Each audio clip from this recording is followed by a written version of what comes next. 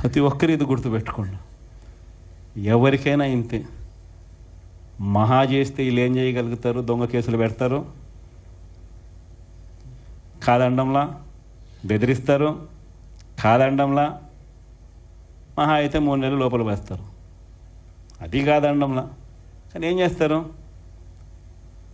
3 నెలల తర్వాత మళ్ళా వస్తాం, రెట్టించిన ఉత్సాహంతో మళ్ళా పనిచేస్తాం.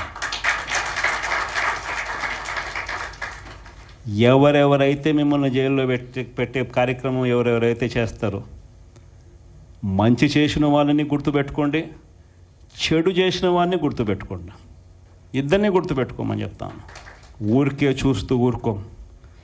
వైఎస్ఆర్ కాంగ్రెస్ పార్టీ బ్రతుకుతుంది. వైఎస్ఆర్ కాంగ్రెస్ పార్టీ ఈ రాష్ట్రాన్ని ఏలుతుంది అని కూడా సందర్భంగా చెప్తాను. మరో 30 సంవత్సరాలు ఏళ్తామని కూడా ఈ సందర్భంగా కూడా మరి గట్టిగా కూడా చెప్తాను.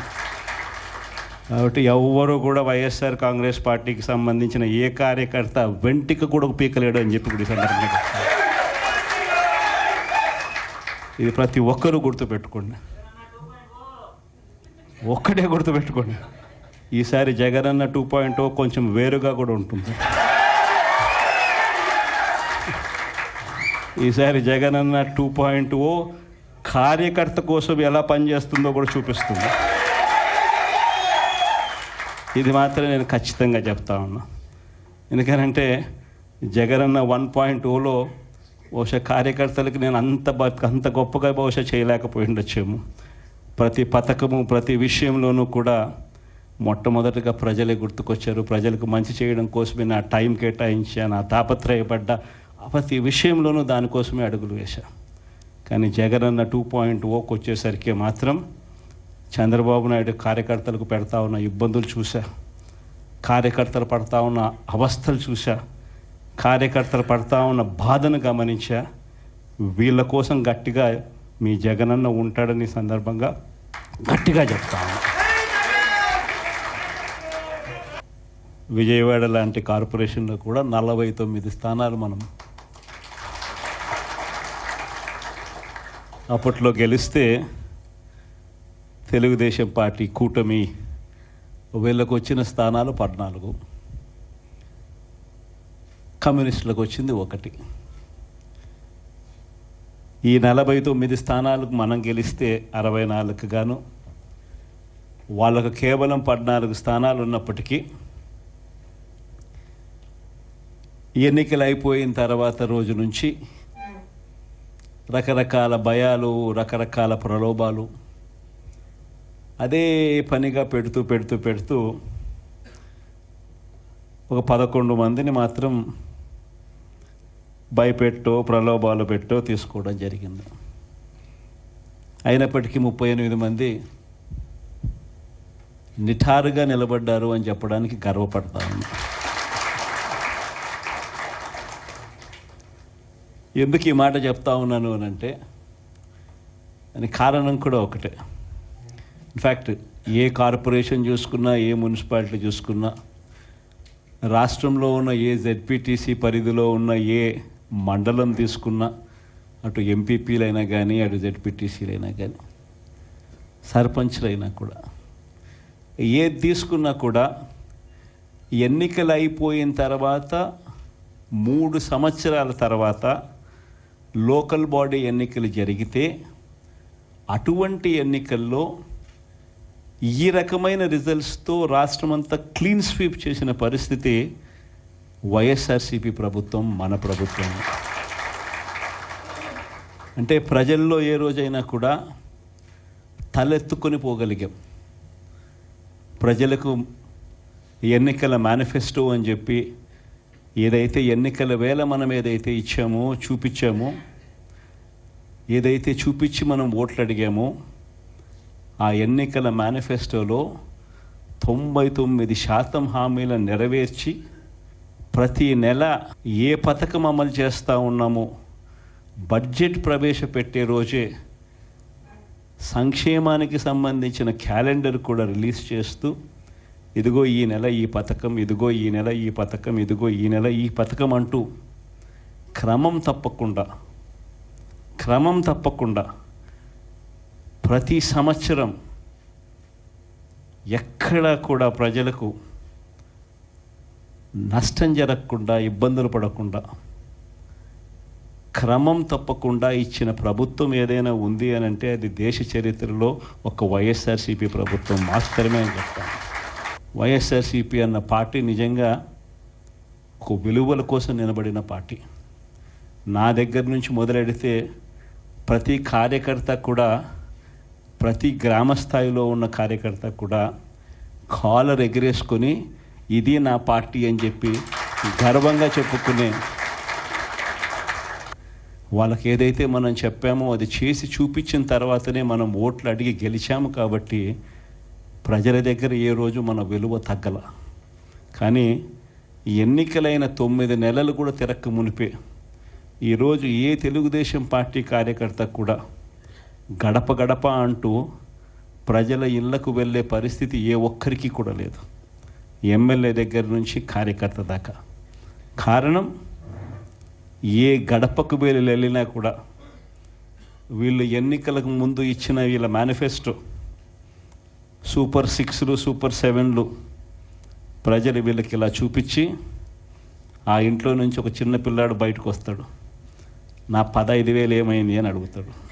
ఆ ఇంట్లో నుంచి 2 పిల్లలున్నా 3 పిల్లలున్నా ప్రతి పిల్లాడు బయటకు వచ్చి ఆ తెలుగుదేశం పార్టీ ఇంటికి వచ్చిన తెలుగుదేశం పార్టీ నాయకుడిని, కార్యకర్తను ఆ పిల్లాడు కూడా ప్రశ్నిస్తాడు, నా 15,000 ఏమైంది అని. వీళ్ళింటికి పోయినప్పుడు ఆ పిల్లల తల్లులు ప్రశ్నిస్తారు, నా 18,000 ఏమైంది అని చెప్పి. 50 ఏళ్ళు నిండిన వాళ్ళు వచ్చి ప్రశ్నిస్తారు, నాకు 50 ఏళ్ళకే పెన్షన్ ఇస్తానన్నా నా 48,000 ఏమైంది అని చెప్పి. అదే ఇంట్లో 20 ఏళ్ళ పిల్లోడు, ఆ పిల్లాడు వచ్చి ప్రశ్నిస్తాడు, నాకు నెలలన్నా 3,000 ఇస్తానన్నా 36,000 ఏమైంది, నా 36,000 ఏమైంది అని. అదే ఇంట్లో బహుశా విజయవాడలో కొంచెం రైతులు తక్కువేమో కానీ కొంచెం గ్రామీణ ప్రాంతాలకు పోతే రైతులు కూడా, కండువా వేసుకొని వచ్చే ప్రతి రైతు కూడా నా 20,000 సంగతి ఏమైంది అని అడుగుతాడు. ఇలా ఏ ఇంటికి వెళ్ళినా కూడా తెలుగుదేశం పార్టీ నాయకులకు కానీ, కార్యకర్తలకు కానీ ప్రజలకు సమాధానం చెప్పుకోలేని పరిస్థితుల్లో వాళ్ళు ఉన్నారు. ఎన్నికలప్పుడు ఏదైతే మాట చెప్పాడో ఆ రోజేమో మేము చెయ్యకపోతే మా కాలర్ పట్టుకోండి అని అన్నాడు. మరి ఈరోజు ప్రజలు కాలర్ పట్టుకుంటారేమో అని చెప్పి భయపడి రెడ్ బుక్ రాజ్యాంగం నడుపుతూ ఉన్నారు. ఈరోజు ఏమంటా ఉన్నారు, ఎన్నికలు అయిపోయిన 9 నెలల తర్వాత ఈరోజు ఏమంటా ఉన్నారు, సంపద సృష్టించడం ఎట్టనో నా చెవిలో చెప్తే నేను తెలుసుకుంటాను అంటున్నాను. వాస్తవాలు. ఇదే మాటలు ఎన్నికలకు ముందు నేను చెప్పా, చంద్రబాబు నాయుడు నమ్మడం అంటే చంద్రముఖిని నిద్ర లేపడమే అని. ఇదే మాటలు నేను ఎన్నికలప్పుడు చెప్పిన, చంద్రబాబు నాయుడు నమ్మడం అంటే పులి నోట్లో తలబెట్టడమే అని చెప్పి. ఇదే మాటలే నేను చెప్పా మేనిఫెస్టో ప్రజెంటేషన్ చేసేటప్పుడు. ఇక్కడే ఇలా నిల్చుని ఇలా మేనిఫెస్టోని ఇలా చూపించా, మన మేనిఫెస్టోని ఇలా చూపిస్తూ వాళ్ళు చెప్పిన మేనిఫెస్టో హామీలను కూడా ఇలానే చూపిస్తూ చెప్పా. ఇది సాధ్యమయ్యేటివి కాదయ్యా చంద్రబాబు నాయుడు చెప్పేటివి. రాష్ట్రానికి సంబంధించిన బడ్జెట్ ఇది, మనం చేస్తూ ఉన్న బటన్లు నొక్కే కార్యక్రమం ఇది, దీనికే ఇంత డబ్బు ఖర్చు అవుతుంది. మరి చంద్రబాబు నాయుడు ఏమో 1,72,000 కోట్లు సంవత్సరానికి అయ్యే ప్రతిపాదనలు ఆయన చెప్తా ఉన్నాడు. సూపర్ 6లు మోసము, సూపర్ 7లు మోసము అని చెప్పి చెబుతూ మనమేం చేయగలుగుతాము అన్నది కూడా ప్రజలకు అర్థమయ్యేట్టుగా కూడా మేనిఫెస్టో సందర్భంగా కూడా చెప్పడం జరిగింది.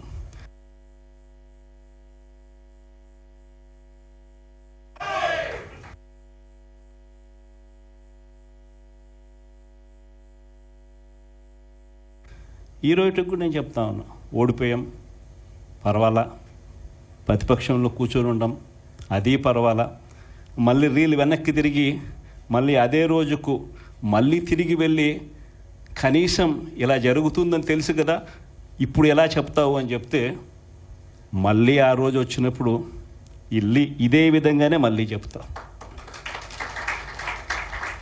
ఎందుకనంటే రాజకీయాలలో విలువలు, విశ్వసనీయత అన్న పదానికి అర్థం అదే. ఎన్నికలు ఎప్పుడొచ్చినా కూడా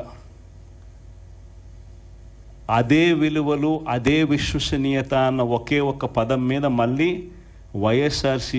వైఎస్ఆర్సీపీ మళ్ళీ అఖండ మెజారిటీతో మళ్ళీ గవర్నమెంట్. కానీ ఈసారి ఫామ్ చేసినప్పుడు మాత్రం ప్రజలకు చంద్రబాబు నాయుడు నైజం పూర్తిగా అర్థమైపోతుంది. కాబట్టి మనల్ని మళ్ళీ 30 ఏళ్ళు అక్కడే కూర్చోబెట్టే విధంగా కూడా ప్రజలు ఖచ్చితంగా అడుగులు వేస్తారన్న నమ్మకం నాకుంది.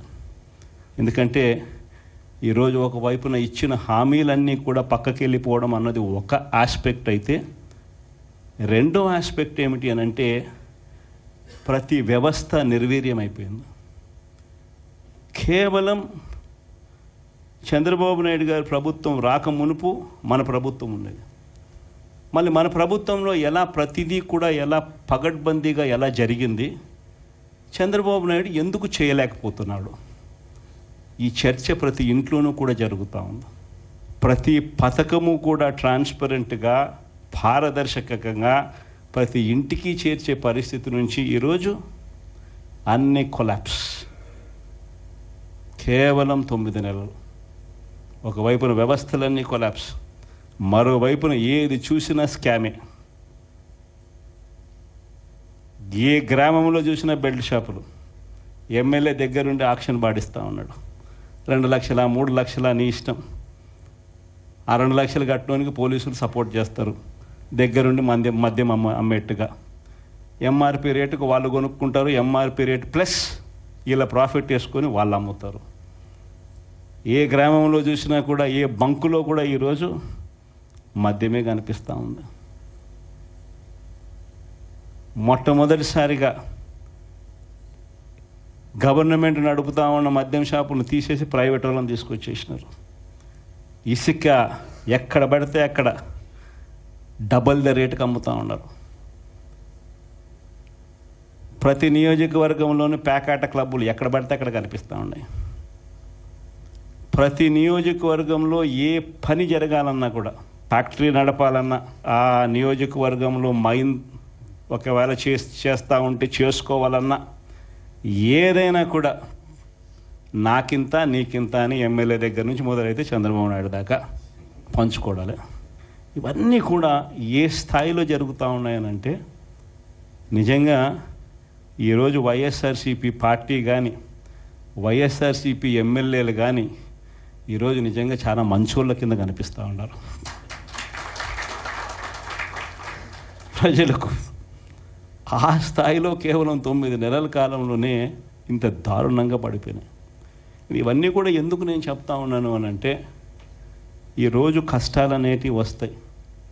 ప్రతిపక్షంలో ఉన్నప్పుడు, రాజకీయాలలో మరీ ముఖ్యంగా ఉన్నప్పుడు ప్రతి ఒక్కరూ కూడా ఒక్కటే గుర్తుపెట్టుకోవాలి, కష్టం రానిదే సుఖం రాదు.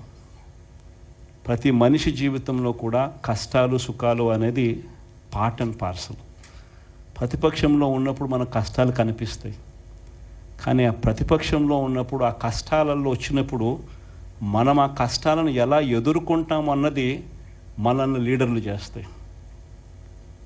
కష్టం వచ్చినప్పుడు మన క్యారెక్టర్ను మనం అమ్మేసుకుంటే, మన వ్యక్తిత్వాన్ని మనం అమ్మేసుకుంటే, ఒక్కసారి బాటిల్లో ఉన్న నీళ్ళు బాటిల్లో ఉంటే బాటిల్లో నీళ్ళు తాగుతాం.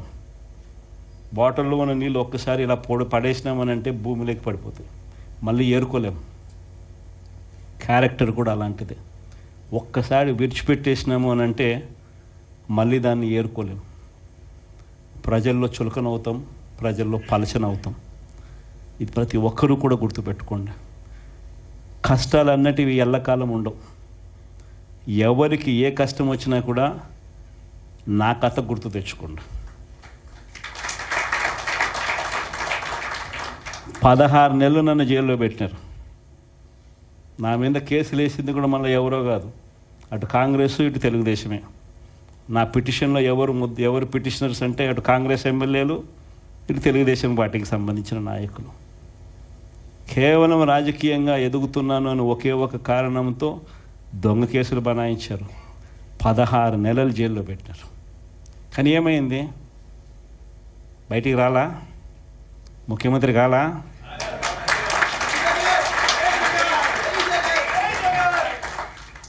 ప్రతి ఒక్కరు ఇది గుర్తుపెట్టుకోండి.